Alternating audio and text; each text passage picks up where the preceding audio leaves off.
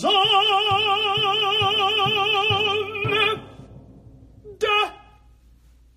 Welcome to Phantom Zoned, the podcast where we dredge the lakes of hell in search of the worst the cinematic world has to offer and put it on trial for its various sins against humanity.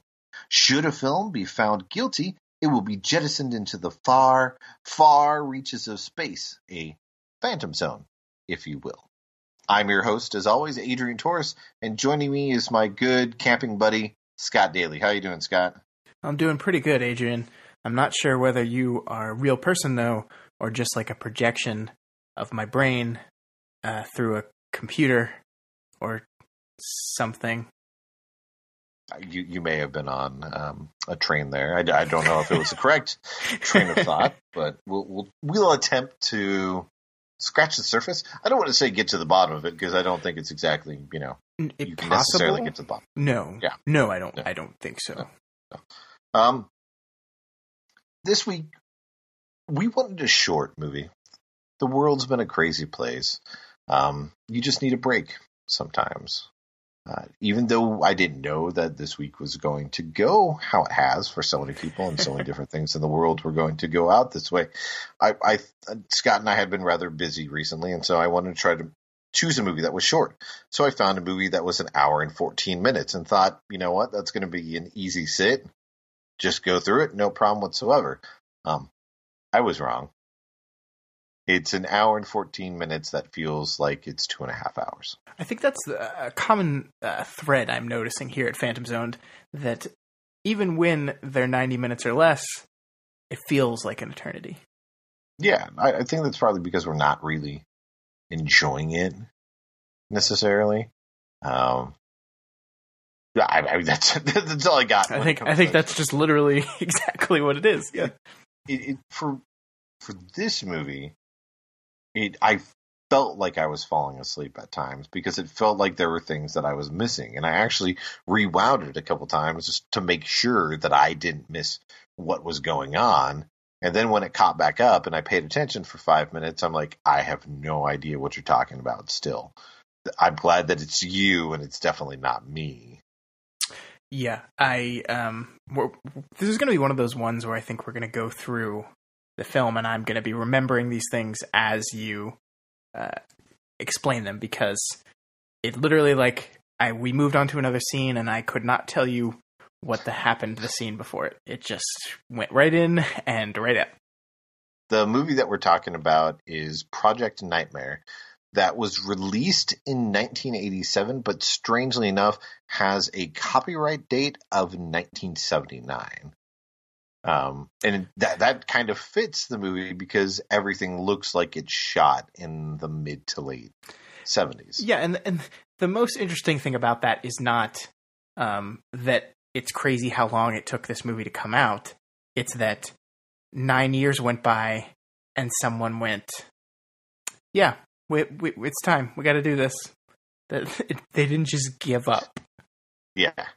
The guy who directed it, Donald M. Jones, he made a handful of smaller films, the most popular of which was Murder Lust.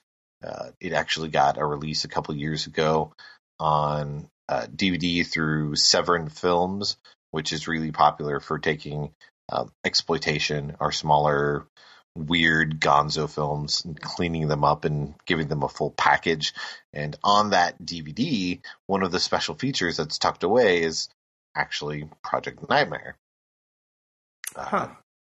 They're two completely tonally different films. You couldn't be more different. Project Nightmare it's baffling, is the best thing that I can say. The description is two men in a deserted area without knowing how they got there are trying to escape from an unknown force that pursues them. They soon discover that a secret government experiment is responsible for the situation. There's a key word in that description that I take much umbrage with, and it's the word soon. The movie is an hour and 14 minutes long, and it takes them roughly 50 minutes to find out that. And it's not even a them, it's one person who stumbles upon the fact that there is a secret government experiment. And also, why would you put that in the description of the movie? Yeah, I know that's the twist of the film. Yeah, that's the whole thing. Because when we start, as Scott and I were discussing earlier, and he mentioned that it's a bold choice for the movie to start in media res. Normally, when you're doing that, it's fine, because the scene that you're choosing is supposed to throw kind of everybody off. There's supposed to be discord when you're doing that, and you're getting just kind of dumped into the middle of the life of these characters, and you're having to kind of acquiesce yourself as it's going along. It doesn't really work when you have two men who are just staring at an unseen object and then have a dense conversation that is I want to say idiotic, but it's more so asinine. Yeah. Especially because there's something that they think is out there that we can't see, that kind of looks like a weird shifting of the color spectrum, of like flickers of the color red and blue in the sky, a really cheap effect. And then they start talking to each other, and one of them asks them, "Can you explain it?" The other one says no, and they start arguing about being able to explain something that's at its core unexplainable, but not in like a clever, dynamic way, just in a way that you want to punch both of them in the face. Yeah, and this is something I think wanting to punch them in the face carries through the film, because the dialogue in this movie is very strange. It's filled with like cliches, just people bouncing cliche phrases back and forth to each other. Nobody talks like this in real life. No. And they're not really saying things to each other when they talk. They're just like it feels like it's very much just, this is a conversation for the audience. It never feels like it's two people actually talking to each other. Yeah. I had a really good explanation when I was watching the movie. It doesn't explain anything in the film, but it explains the tone and the feel that's going on. If you've ever been to bad community theater, imagine that, like somebody putting on a bad community theater version of Waiting for Godot, but they couldn't get the rights to do Waiting for Godot. So somebody wrote kind of a Waiting for Godot adjacent script and added sci-fi elements into it. That's kind of the feeling you get from this. I don't know how you went there, but yeah, I mean, that technically works. I don't know how that popped into your head, but you're not wrong. They continually have roundabout conversations that loop back on itself, and it's because it's by somebody who doesn't really know how to finish the conversation, so they just have it end abruptly. And the way a whole bunch of pieces are staged, like there's the whole, we'll get to it in a minute, but there's the great monologue scene that Gus has, but his face is close in the foreground, taking up the left side of the screen, and on the right side of the screen in the background you have what's her name? Is it Marcy? Yes. Marcy. I don't actually know. I want to say it starts with an M. It is Marcy. I just looked at IMDb. Yeah. Oh, there we go, Marcy. But Marcy's in the background, and it kind of has this weird, like, cheap.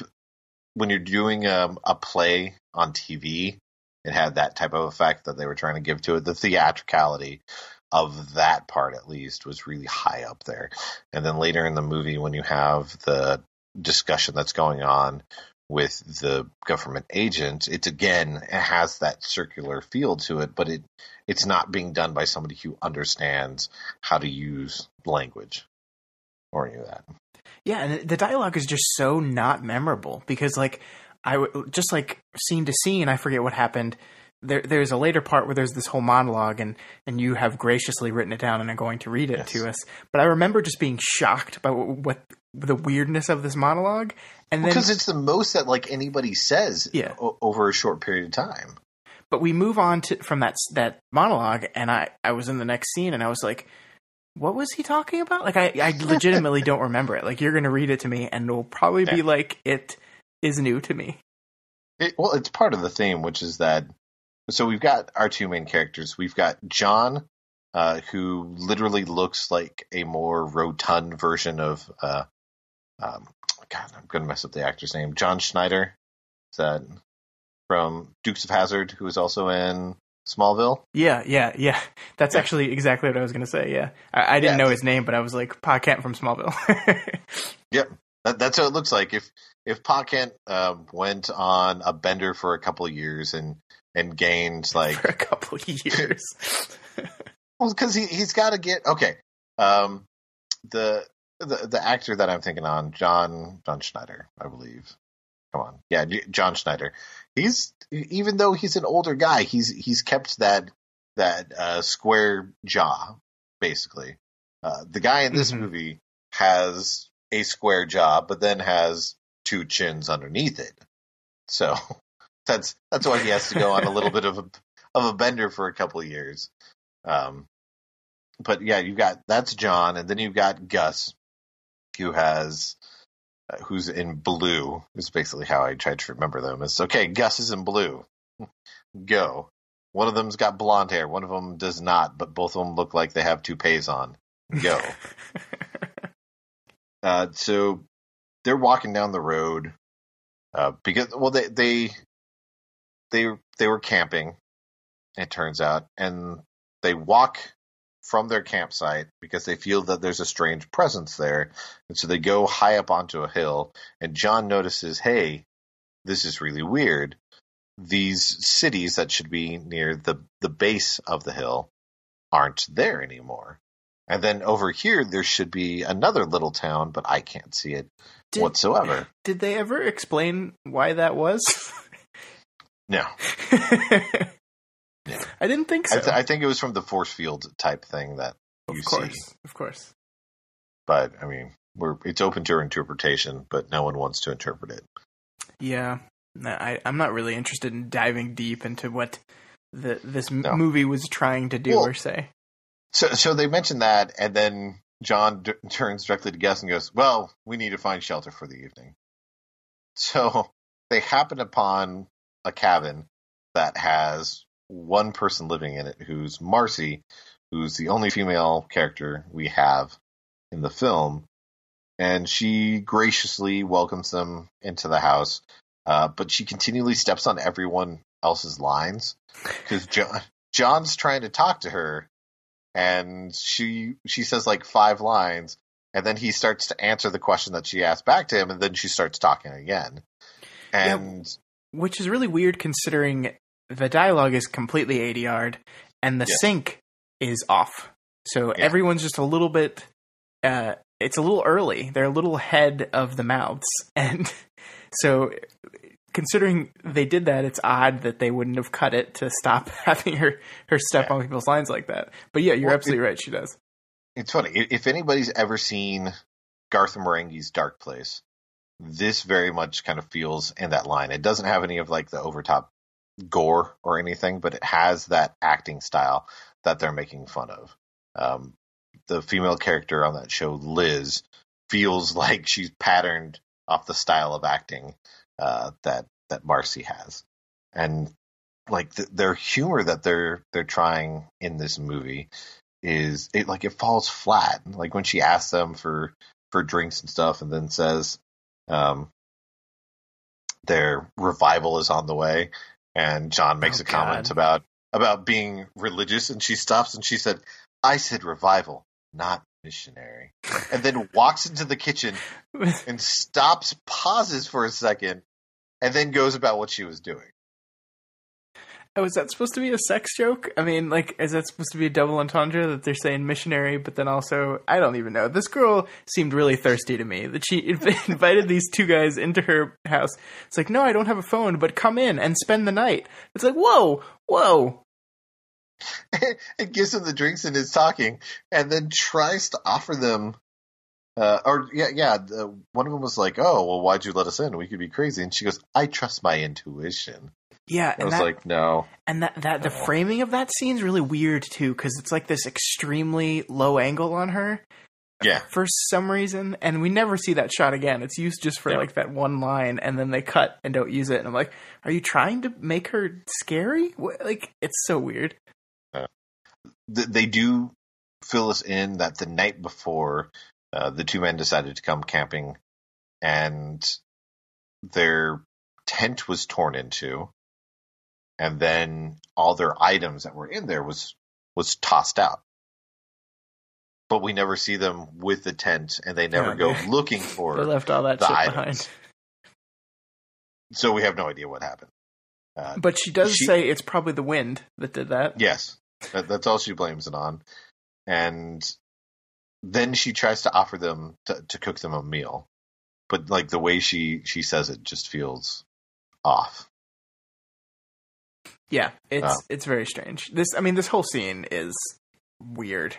And I guess in retrospect, knowing what you figure out at the end of the movie, I guess it kind of makes sense that this is a weird scene, but I don't know. Well, then it gets stranger because it jumps into the middle of their conversation after dinner, where John's describing that he and Gus met each other in high school, I believe, because they were playing football. Yep. And they mentioned that they weren't good enough to make it necessarily to the NFL, and that if Gus had been able to walk and chew bubblegum at the same time, then he could have been a great running back, which just gave me pause for a second. I like that their story is just like, and then we lost the game. Like, if you're going to tell like sports stories about high school, maybe do one where you did good. Oh, yeah. So they lose the game, and he goes, and then we went into the AC business. And I was like, wait, what? We just jumped from you played football, and now you're in AC. And she asks if they like it, and John says, pays well. And then I have no idea why it happens. But then the camera turns to Gus, and Gus goes, I like bugs. I don't. It's so weird because like, and then he goes on this thing. It's like, yeah, so we work really hard during the week, and then on the weekends we get out of town. And I was like he's saying this as if no one in the history of the world has ever had a weekend before and gone on a weekend camping trip. It's just so weird. Yeah, and then the movie pissed me off because I realized what it was going to dabble in for time to time for the rest of the movie, when John decides to make the comments, it must be lonely, living out here. This has to be the end of the line. And she's pouring coffee, and Marcy says, or the beginning, depending upon your point of view. And I was like, no. Fuck you if you're going to go down this type of line of casual pontificating for the rest of the film. Oh, but it is. This movie thinks it's very deep indeed.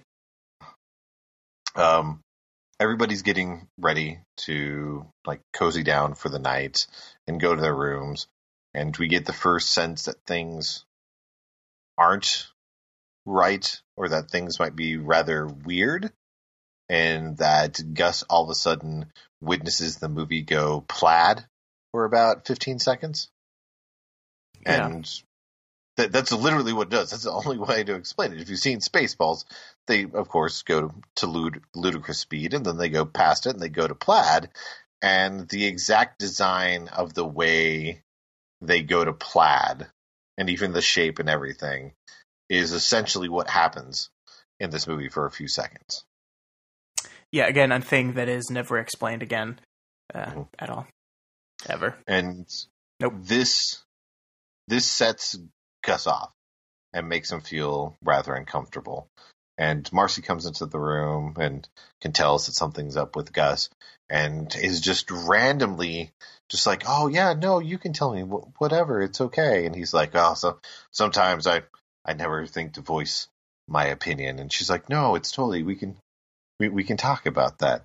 And then he mentions his father for a second, and she's like, no, but mention that. Talk about your father. And I'm like, what the fuck? Is this a therapy session all of a sudden? I know, you just met this woman. Like, it's so weird.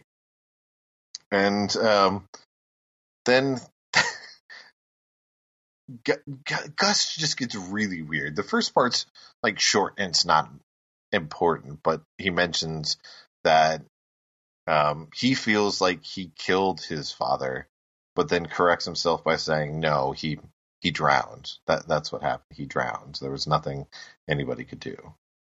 But you can't tell if he's talking literally or metaphorically at that point. Yeah, and we never really find out, do we? No, just like the majority of the movie. But then directly after that, he pauses for a second and says the following. It was raining. I was drunk. So drunk. Then I was in jail and I called John to get me. But Phyllis went into labor. She ran to the neighbors, but the baby didn't make it. He was born dead. John's boy was born dead. He's right, you know. I ruin everything. Bravo. That was a beautiful performance. You read that line better than he did. Yeah, that's what I felt bad about when I do it. I'm like, no, there's almost too much inflection in here. That's not how it comes across in the movie at all. No. Yeah, so this is, I guess, supposed to be set up where we're learning about Gus and his issues. That I wish I could say didn't go anywhere. I guess it technically does go somewhere. Kind of. It doesn't.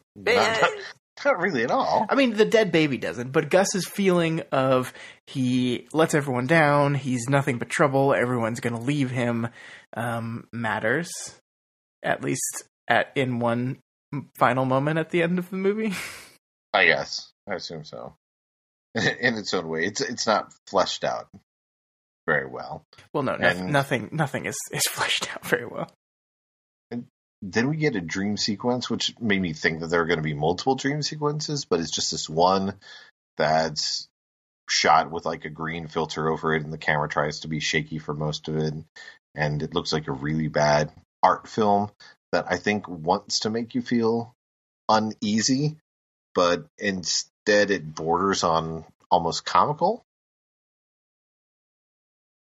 Yeah, and I still can't figure out what was going on here. Because you see Gus as a little kid, I'm guessing. Yes. There's a cemetery. You see the two of them as adults.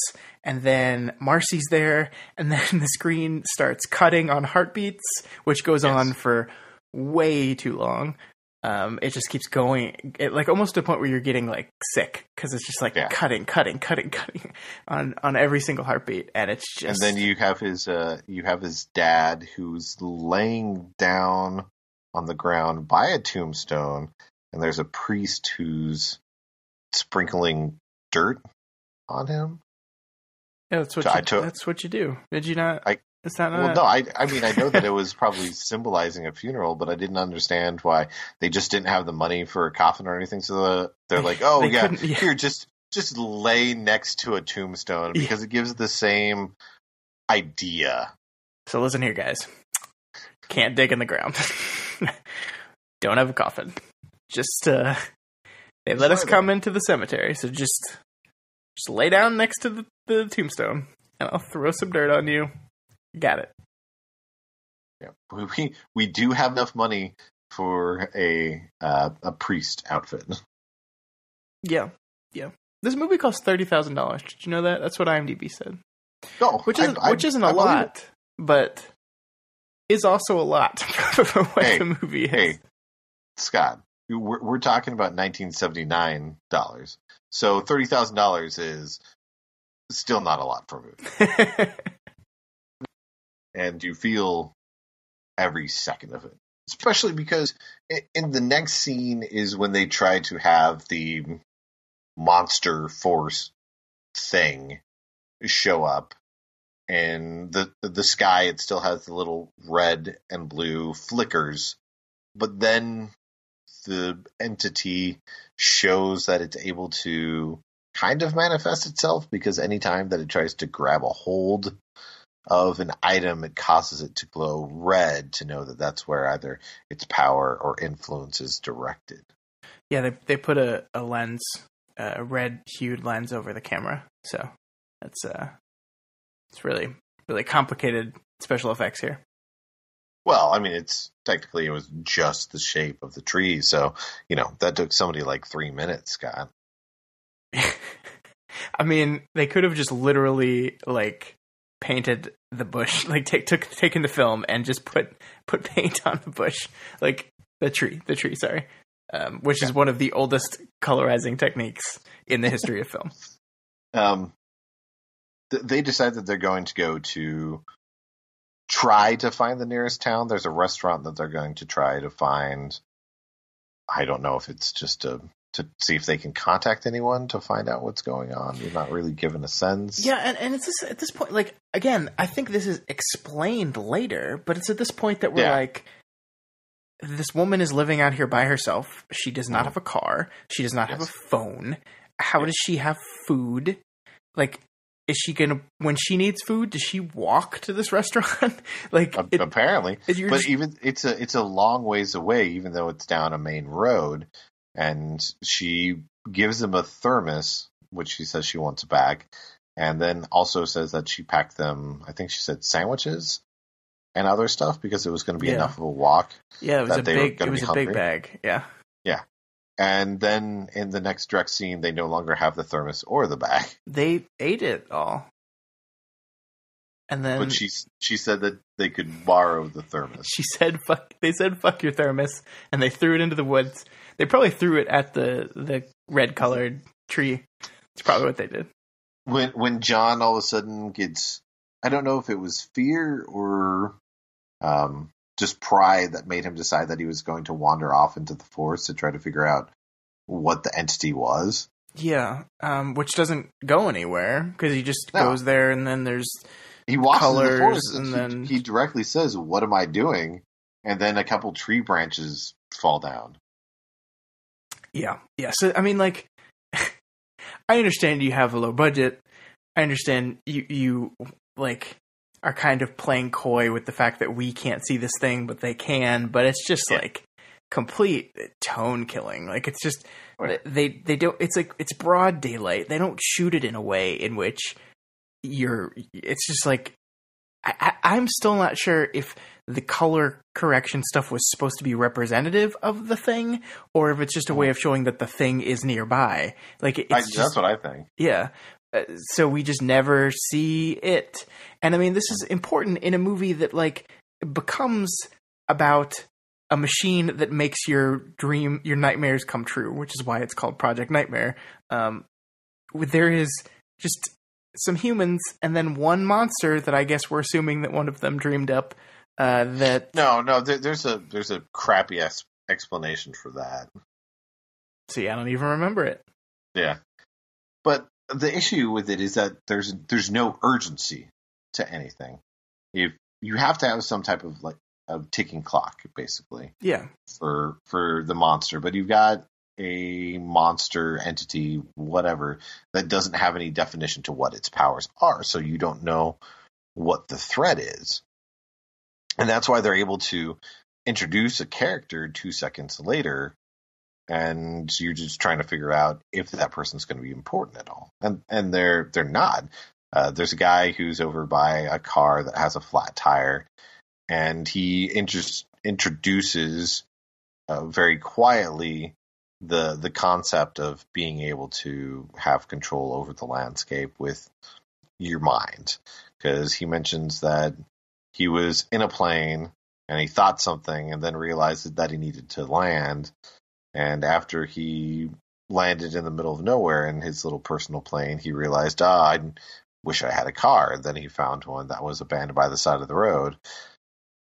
And then he was driving along and he's like, man, just what I need. I'll end up getting a flat tire or something. And then sure enough, he got a flat tire after that. So he's laying that groundwork, but it's not something that they mesh with or play with at all. Yeah, and it doesn't make sense once we learn what's actually going on, because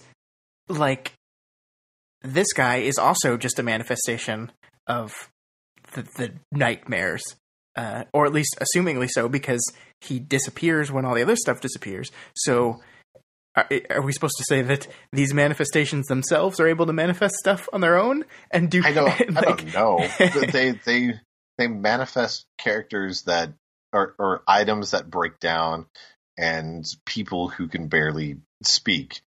Because this guy, shortly after telling them, "Oh, you guys are great. I've got a flat. I need help with it."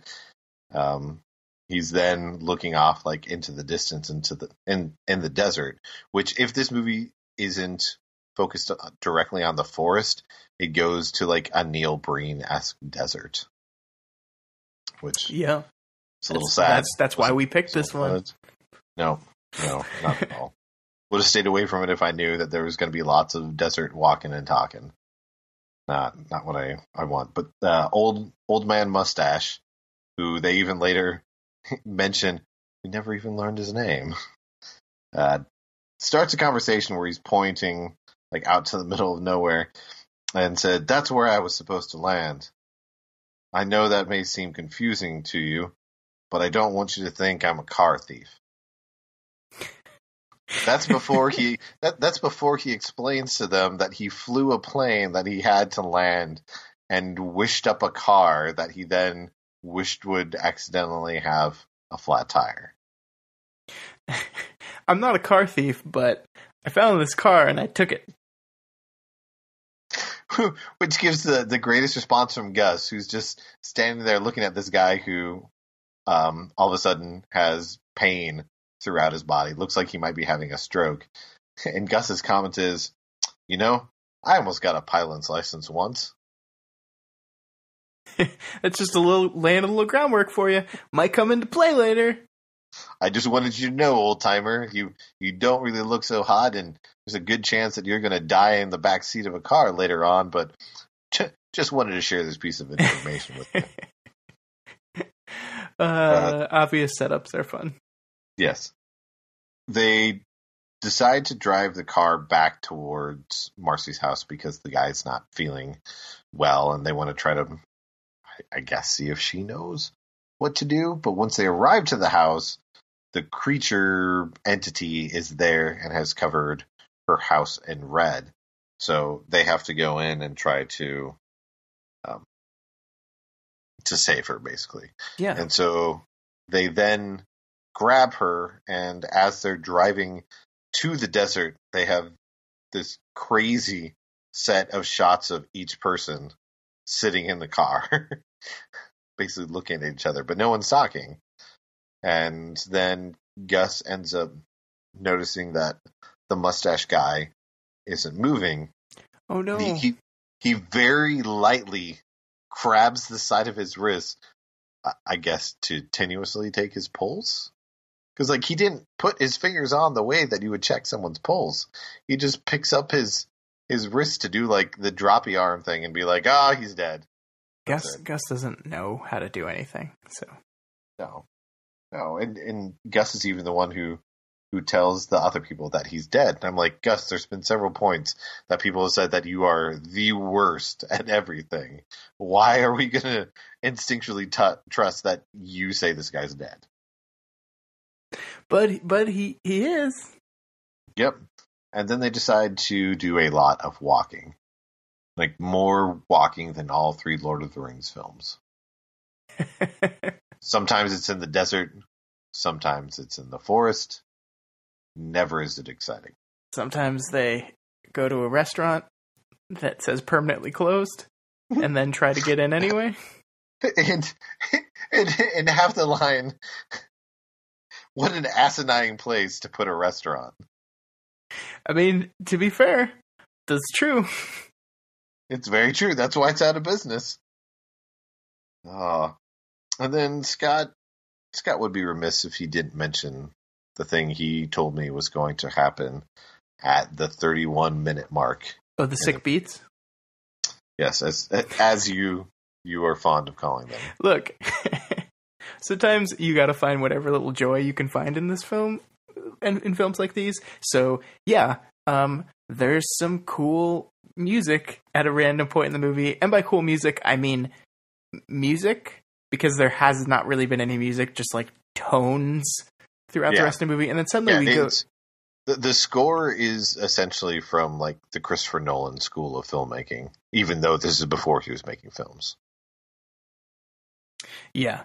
But yeah, suddenly it switches to this kind of electronica, techno-y kind of beat that goes on for a while they're driving, and it's fun. It was like, I watched this movie and I was kind of zoning out, and then we switched to this, and then I was paying attention again. So they go back to different variations of this music like 2 other times in the film, almost as if they understood that the audience might be waning at that time, and they had to try to kick them back into it. yeah, I mean, most likely that's exactly why.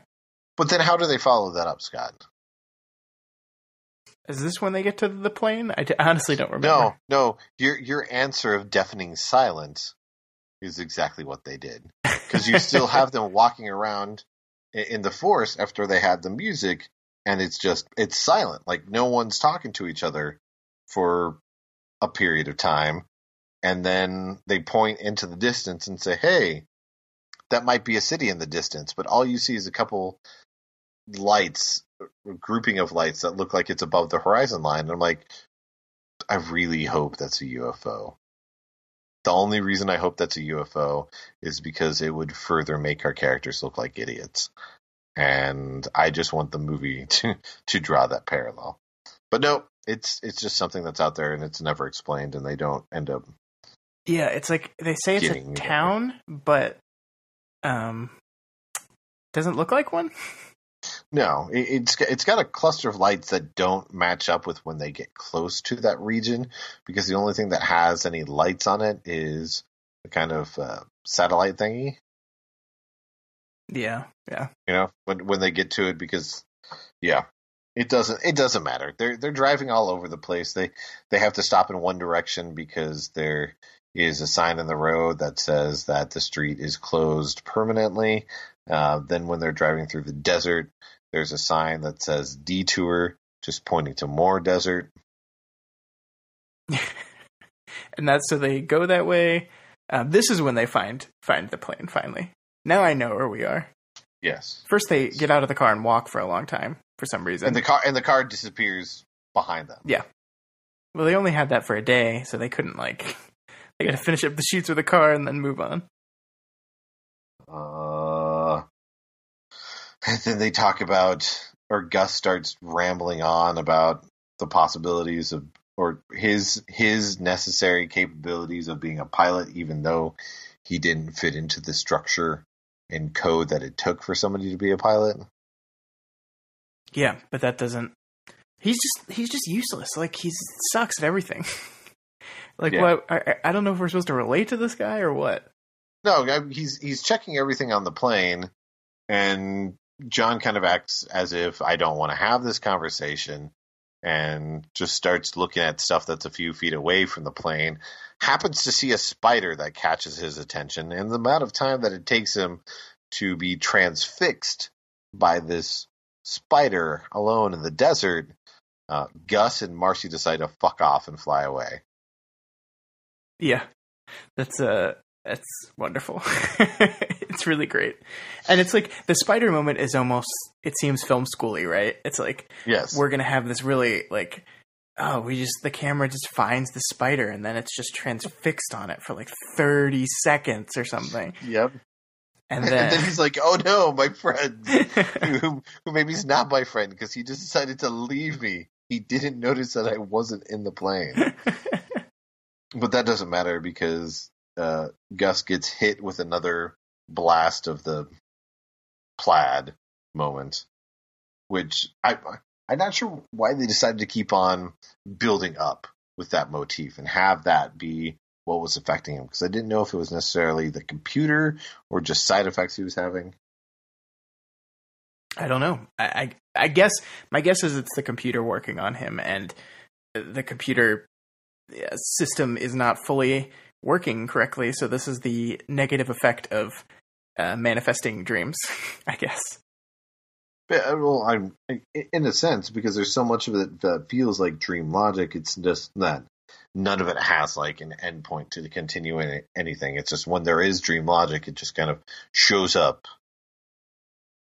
But that's it. Yeah. It's just there, and you're just like, wait, why are we accepting this? And it's the same way with how Marcy and Gus feels for each other, or at least when it comes to Gus towards Marcy, is that he feels like he's known her for some reason. And they never really go into it, and you can't tell if it's just loneliness in his mind that's trying to create this woman for him. Yeah, I mean, I think that's what's happening, but the feeling that he has that sense, you don't know. It's not like he's been continually having a dream of this woman, right. And all of a sudden she's there. That's not the case. That's not how they present it. No, I mean, my guess is that she was a lady he saw once that he thought was hot, maybe. And then just remembered her, and then decided to create her later. I don't know. And then as we roll into the final stretch of the movie, they end up he ends up at a facility. He sees this little kind of small radar type thing, but when I say radar, it's like kind of like a outside on top of the house old TV antenna type deal. Yeah, $30,000, Adrian. They didn't have a lot. Yeah. Well, they had enough money to make the pyramid, which is the top to the bunker that he gets down into, and then spends like 5-10 minutes wandering around the bunker, which is set up to be like some weird haunted house attraction. Yeah, so up until this point, this movie was strange and confusing, but just kind of And then he gets into this pyramid, and then everything just goes off the fucking rails. And it stops making any kind of sense. If this was the entrance to the bunker, like, does everyone, like, why did they build it as a pyramid? Like, it doesn't... What? Well, no. If you're looking for questions for things, why do they have him stand in essentially the corner of the room for about a minute and a half and just watches the doors open and close to various different rooms? I don't. That's a good question. I don't know. Yep. This is, of course, intercut with just seeing John walking around abandoned with his friend nowhere to be found.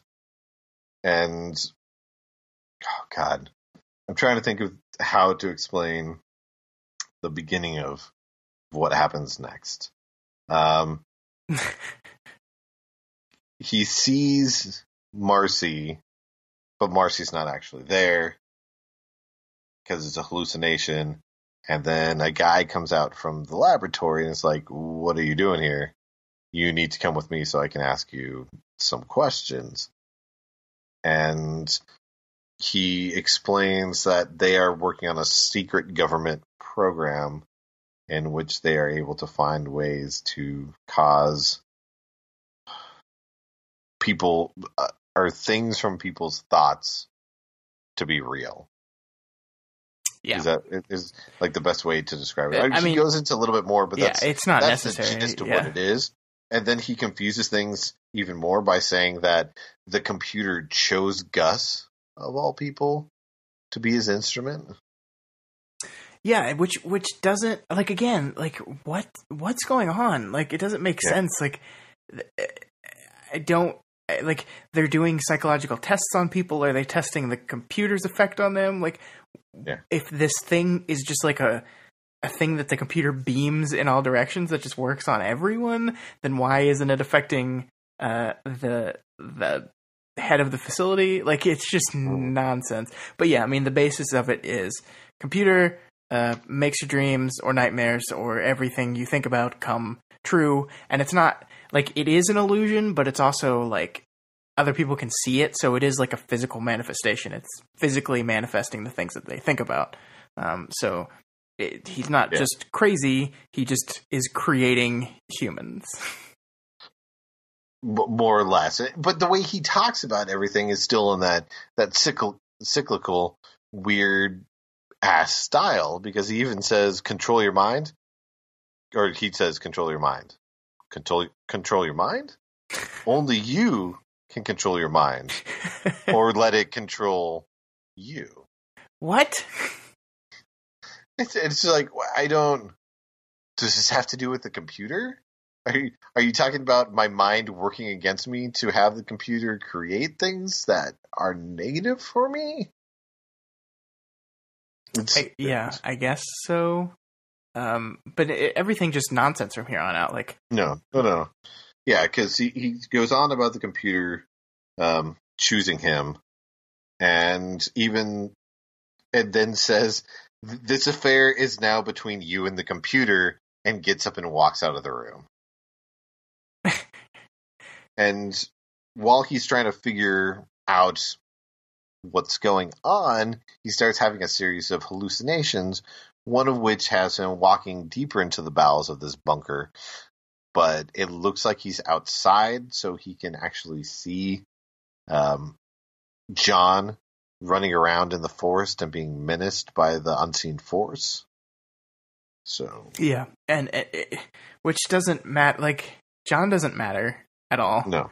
This whole thing is just about Gus, who honestly, yes, I thought until this point wasn't the main character. Like, how everything's shot, it seems like John is the more important of the two characters. But no, this is Gus's movie. He's special for some reason. Yep. And then Carl's in the other room, who Carl's the guy he was talking to earlier, just keeping an eye on everything, even though everything's clearly getting out of control. And there's hallucinations of his father that shows up. I don't know. Yeah.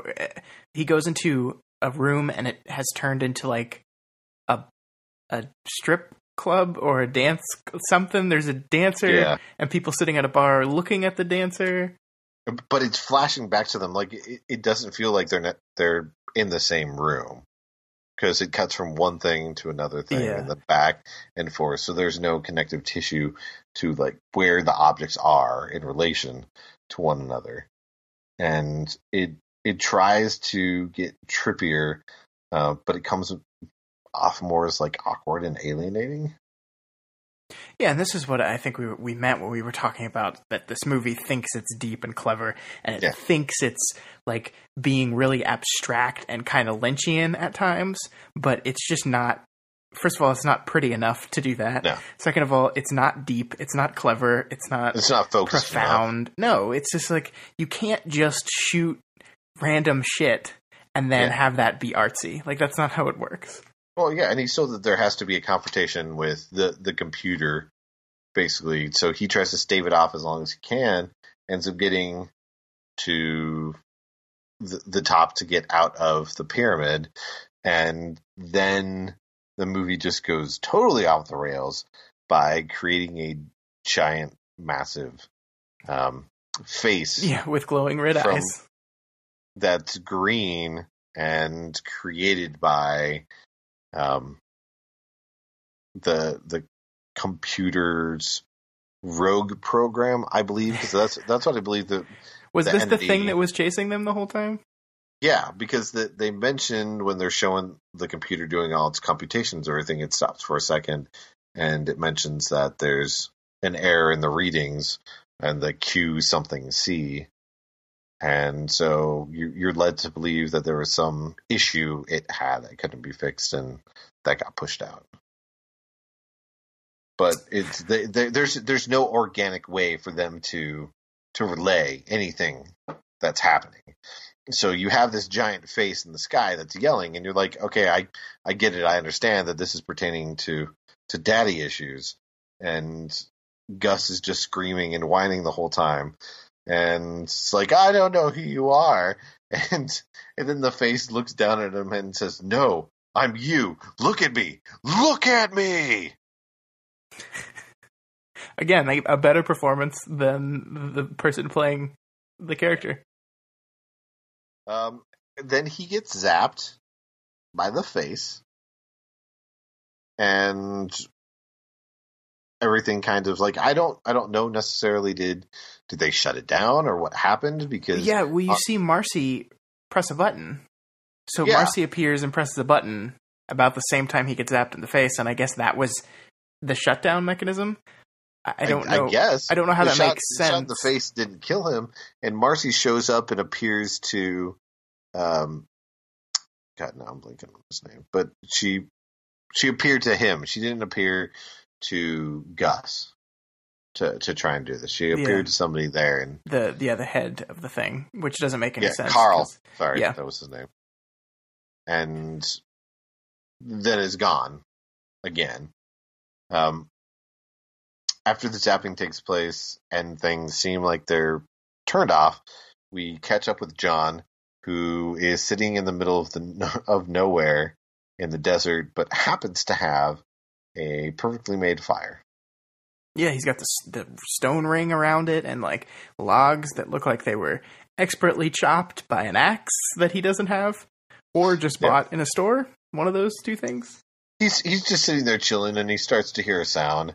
So naturally, when you hear a sound and you're stuck somewhere, he decided to raise his hand and waves, and then you see that it's the plane that Gus flew off in earlier that he shows up with, lands it, gets out of the plane. They stand there for about a minute completely silent to one another. Gus then looks at the bandage that was on his arm from the girl, and they stand there awkwardly for another 30, 40 seconds, staring at each other, and then it ends. The end. We learned so many things. The last 3-4 minutes of the movie are completely silent. They were out of time, ADR, so they couldn't. They ran out of time. They just couldn't do it. Listen, you guys, the $30,000 isn't a light number. It's literally all we have. I mean, they spent $25,000 on the animated computer face, so they really didn't have a lot to work with. Do you even have a ray of sunshine? I'm guessing it's probably the music for you. Yeah, I mean, that's mostly like sarcasm, though. Like, the music's actually not very good. It's just like the only thing that stood out to me about this film. And no, I don't. There's nothing here, like nothing. And to get nerdy about narrative and story, Gus is our protagonist, but Gus doesn't do anything. Like Gus, like he doesn't even save the day at the end. Marcy does that, I guess. He just he doesn't overcome his past. He doesn't defeat this memory of his father. He doesn't defeat this fear of abandonment and loneliness. The climax of the film is Gus sitting in a ball rolled up on the ground, and then the antagonist, which I guess is the computer, dies from someone else, and then that's the end. So no, it's shit. Like everything about this shit, it's bad. Like I say this all the time, and I mean it, that you can make a good movie on a low budget. Like even if the story was interesting, and this is a very interesting concept, but the idea of your dreams coming alive is one of the most used tropes in the horror films. But like you can do something interesting with it with your low budget, but they just don't. They just don't. They don't. So yeah, there's no desire or outpouring. So no, there's no. I have no sunshine. There's no sunshine shining on this film. Yep, I'll agree with you. I can't think of much that I guess that monologue, just because of how so stilted and weird, and it comes in the first 15 minutes, and you're just taken back by everything that he's saying, because you're like, oh wow, this is gonna. Some of this might have semblance in the plot later on. It's just like, nope, that's just what happens. Yep, yep. And so you can't embrace that on that level, and you can't really suggest it to anybody. So no, which I think makes our voting pretty clear here. Yeah, easily. But we still got to do it. So what's your vote? Yeah, it's guilty. Like I said, there's nothing. There's no so bad it's good element of this. There's nothing that I think anyone would get out of watching this with a group of friends, or watching this a little drunk, or I just want to see a bad movie. It's just not that kind of bad movie. It's just flat and bland and boring and crappy. Yeah. No, it's guilty as all hell. And you see the hour and 14-minute runtime, And that should give you pause. Sometimes you can fit that in, depending upon how lean the script is. But for something like this, it shouldn't have that feeling that it's doubly as long.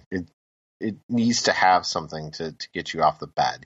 You also have to understand the world that is taking place, and then you have to build that at an organic slate. And we're just not willing.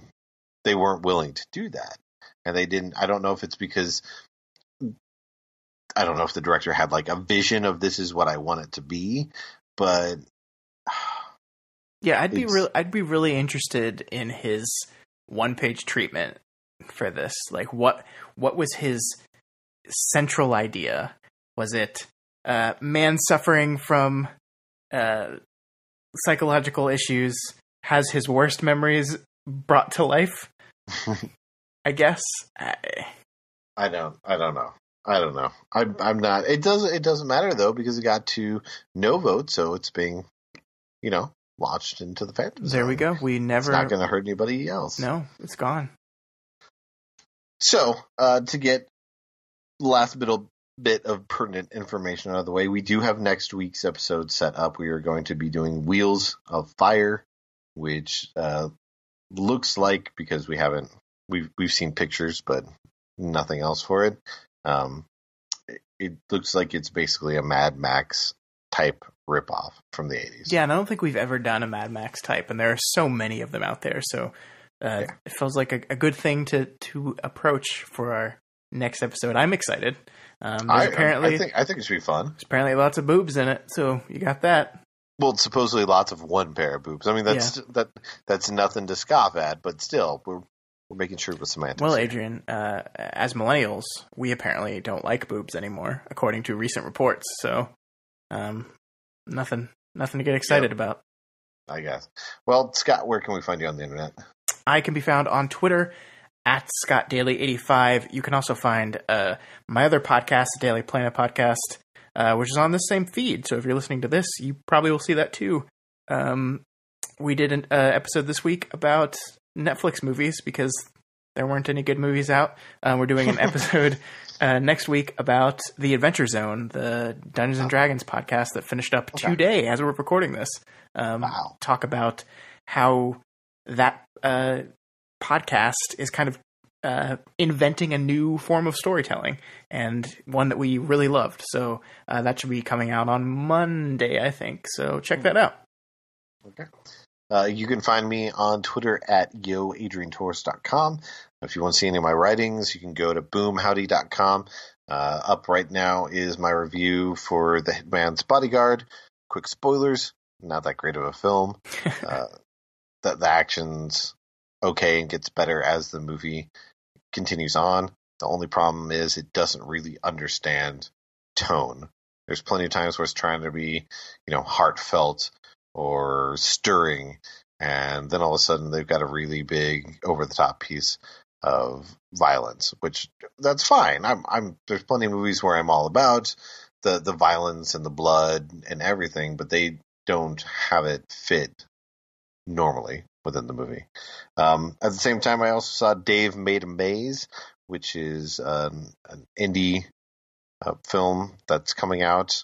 It's quite good. It's really good. Like, there's a ton of, excuse me, I apologize. There is a lot of ingenuity, creativity, and just joy into the movie. It puts a smile on your face. It has some great, fun little quips it makes about horror films. It's got everything. It's lots and lots of fun. It's one of those times where if you're being completely honest about the film, then you're like, yeah, I'm probably going to give it like a 3.5 instead of 5, but it fits in that barometer. For what it wants to be, it's really good. So that's awesome. Another one to give a chance to, because it's a small film.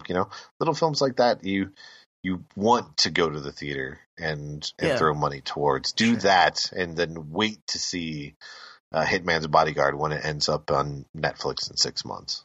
Oh, if even 6 months. Yeah, we'll see. Who knows? Box office is weird because we got the Wolf Warrior 2 that's now been out for just shy of 2 weeks, and has broken every single conceivable record there was in China. And it's made over $600 million over there. That's and crazy. It came out on like the 27th, 28th of July. So, yeah. They are showing at one place in Kansas City. So I got a ticket on Sunday while my wife is at work. I'll have to check. I don't know if that's playing here at all. AMC. Check to see with AMC, because that's, out of all places, that's where they have it for me. I don't like I know. going to AMC. I know. But you gotta try to see what these movies are about. Yeah, no, I agree. Yeah. Well, you guys have your homework. Wheels of Fire for next week. And where can they find that, Adrian? They can find that on the YouTube. Oh, right. Or they can spend a whole bunch of money on VHS. Don't do that. Don't do it. If you guys want to, you're more than welcome to. Please let us know about the experiences you have if you end up spending at any point like $50+ for a VHS, because that's a dedicated individual. Don't do it. Especially if the movie ends up being really bad. Don't do it. Don't do it. I think that's Scott pretending to be the computer, apparently. Yeah. Okay. Until next time. All right, drop those sick beats.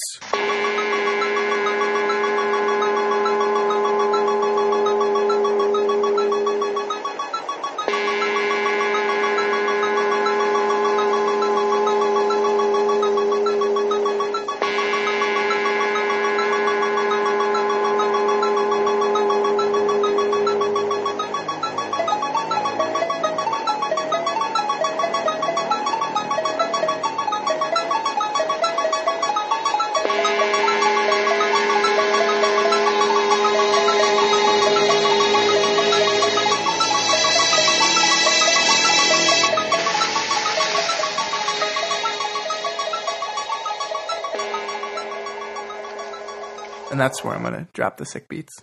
Wait, after you say drop the sick beats? Yeah, right after. I couldn't tell if that was an indication. Okay. But by saying drop the sick beats? Yeah, I just wanted to make sure you knew, so there's not like a confusion about the beats.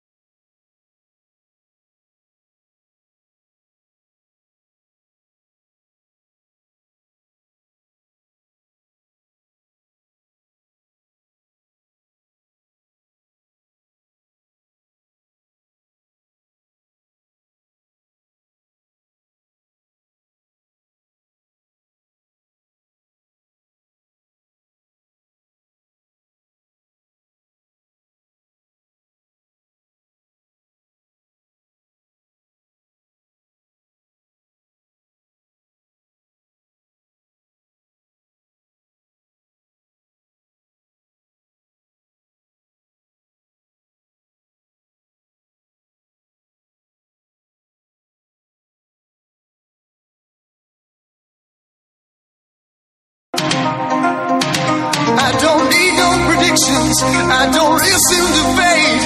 I'm a cold soul survivor, and I've been known not to wait. In a land of confusion, no one's ready to face.